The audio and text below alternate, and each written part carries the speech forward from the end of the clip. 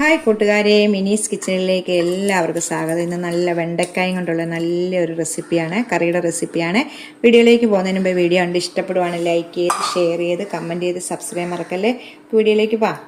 നമുക്കിന്നൊരു വെണ്ടക്കായും കൊണ്ടൊരു കറിയാണ് ഉണ്ടാക്കുന്നത്. എൻ്റെ യൂട്യൂബ് ചാനലിൽ വെണ്ടയ്ക്ക പപ്പാസ് കറിയൊക്കെ വറുത്തരച്ച കറി ഇട്ടിട്ടുണ്ട്, എല്ലാം ഉണ്ട് കേട്ടോ. അപ്പോൾ ഞാനിത് വെറൈറ്റി ആയിട്ട് നമുക്കൊരു സാമ്പാർ പൊടിയൊക്കെ ചേർന്ന് നല്ല സൂപ്പർ ടേസ്റ്റ് ആയിട്ടുള്ളൊരു കറിയാണ് ഉണ്ടാക്കുന്നത്. അപ്പോൾ അതിനായിട്ട് ഞാൻ വെണ്ടയ്ക്ക ഇതുപോലെ ചെറുതായിട്ട് അരിഞ്ഞെടുത്ത് വെച്ചിട്ടുണ്ട്. നമ്മൾ മെഴുക്കുവട്ടിക്കൊക്കെ ഇങ്ങനെ അരിയുന്ന പോലെ അരിഞ്ഞ് വെച്ചിട്ടുണ്ട്. ഇതുപോലെ ഇതൊരു 150 ഗ്രാം വെണ്ടയ്ക്ക ഉണ്ട് കേട്ടോ, കണക്ക് പറയുകയാണെങ്കിൽ. പിന്നെ ഞാനൊരു ചെറിയ സബോളയും ഒരു 5-6 ചെറിയ ഉള്ളി. അപ്പം സബോള മാത്രം മതിയെങ്കിൽ അത് മാത്രം എടുത്താൽ മതി, ഉള്ളി മാത്രം മതിയെങ്കിൽ ഉള്ളി എടുത്താൽ മതി. ഞാൻ രണ്ടും കൂടെ എടുത്തേക്കുവാണ്.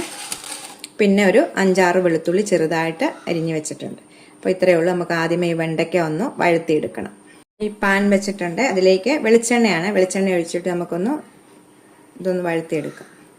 വെളിച്ചെണ്ണ ഒഴിച്ചിട്ട് അത് നമ്മൾ എടുക്കുന്ന വെണ്ടയ്ക്കയുടെ അനുസരിച്ച് ഞാനിപ്പോൾ ഒരു 1-2 ടേബിൾ സ്പൂൺ എണ്ണ ഒഴിച്ചിട്ടുണ്ട്. നല്ലോണം വെണ്ടയ്ക്ക നമ്മൾ മെഴുക്കുവട്ടിക്ക് വെണ്ടയ്ക്ക വഴത്തിയെടുക്കുന്ന പോലെ തന്നെ ഇത് വഴന്ന് കിട്ടണേ.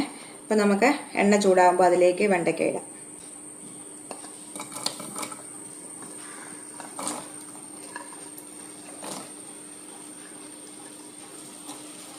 വെണ്ടയ്ക്കയാണ് ആദ്യമേ നമ്മളൊന്ന് വഴത്തിയെടുക്കുന്നത്. നമുക്ക് വേറൊരു പാനിലേക്ക് ഈ സബോളയും ഉള്ളി ഒന്ന് വഴത്തിയെടുക്കാം.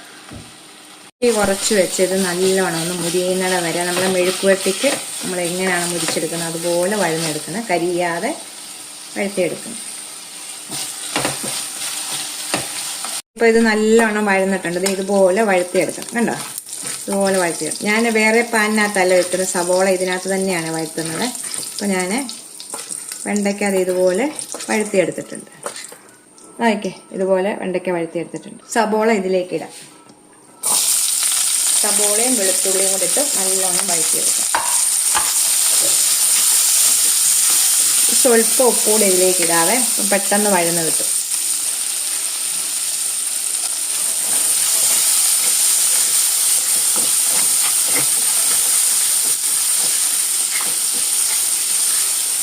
നല്ലോണം ഒന്ന് വഴറ്റട്ടെ.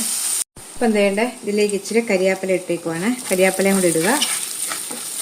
നമുക്കിത് ഇത്രയും വഴന്നാൽ മതി, ഒത്തിരി വഴതേണ്ട. നമുക്ക് ഇതിലേക്ക് വെണ്ടയ്ക്കായും കൂടി ഒന്ന് ചേർക്കാം. എന്നിട്ട് രണ്ടും കൂടെ ഒന്ന് നല്ലോണം യോജിപ്പിച്ചെടുക്കാവേ. സബോള ഇത്രയും വഴന്നാൽ മതി.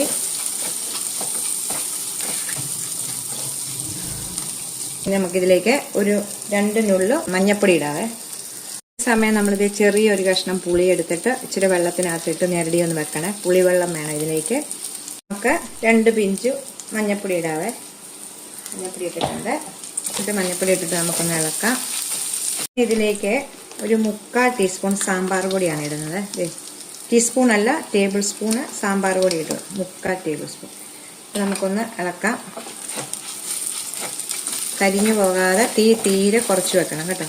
ടേബിൾ സ്പൂണ് മുളക് പൊടി. 2 മുളക് പൊടിയുടെ 1/4 ടേബിൾ സ്പൂണ് എരിവുള്ളതും 1/4 ടേബിൾ സ്പൂണ് കാശ്മീരിയും കൂടെ എടുത്തതാണ്.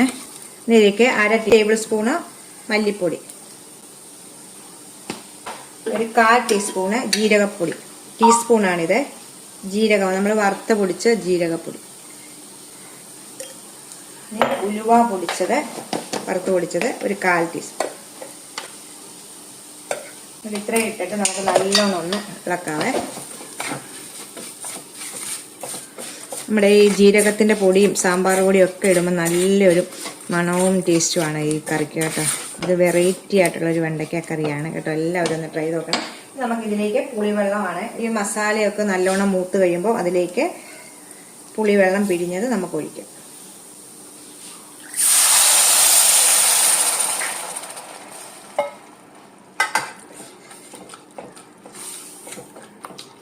ഇപ്പം പുളിവെള്ളമാണ് ഒഴിച്ചേക്കുന്നത്. ഇനി നമുക്കിതിലേക്ക് ചൂടുവെള്ളം ഒഴിക്കണേ. ചൂടുവെള്ളമാണ് ഒഴിക്കേണ്ടത്. അപ്പോൾ ഇതൊന്ന് പുളിവെള്ളം ഈ വെണ്ടയ്ക്കായിലെല്ലാം ഒന്ന് പിടിച്ചു കഴിയുമ്പോൾ നമുക്ക് ചൂടുവെള്ളം ഒഴിക്കും. നമുക്കിനി ഇപ്പോൾ ഇതിലേക്ക് ചൂടുവെള്ളമാണ് ഒഴിക്കുന്നത്. അപ്പം ഇത് എല്ലാം വറ്റിയിട്ടുണ്ട്. ചൂടുവെള്ളം ഞാനിപ്പോൾ 1.5 കപ്പ് ചൂടുവെള്ളം ഒഴിക്കുന്നുണ്ട് കേട്ടോ. നല്ല ചൂടുവെള്ളം ഇതിലേക്ക് ഒഴിക്കുക. പുളിയൊക്കെ നോക്കിയിട്ട് നിങ്ങളുടെ ഇതനുസരിച്ച് പുളിയൊക്കെ ചേർക്കുക കേട്ടോ. ഇനി നല്ലോണം ഒന്ന് കറി ഒന്ന് തിളയ്ക്കട്ടെ. ഉപ്പുണ്ടോ നോക്കിയിട്ട് ഉപ്പ് ചേർക്കുക. ഇപ്പോൾ ഇച്ചിരി ഉപ്പ് കുറവുണ്ട്, ശകലം ഉപ്പുകൂടി ഇടുവാണ്. നല്ലോണം ഒന്ന് കറി തിളയ്ക്കട്ടെ. വേണ്ടിപ്പം നമ്മുടെ കറി ഇത് കണ്ടോ നല്ല തിളച്ച് കുറുകി വന്നിട്ടുണ്ട് കേട്ടോ. നല്ല ടേസ്റ്റാണ്. ഇപ്പോൾ ഉപ്പിൻ്റെ ഒക്കെ നോക്കിയിട്ട് നമ്മൾ ഉപ്പും പുളിയൊക്കെ ഇല്ലെങ്കിൽ അതിനൊക്കെ ചേർക്കണം കേട്ടോ.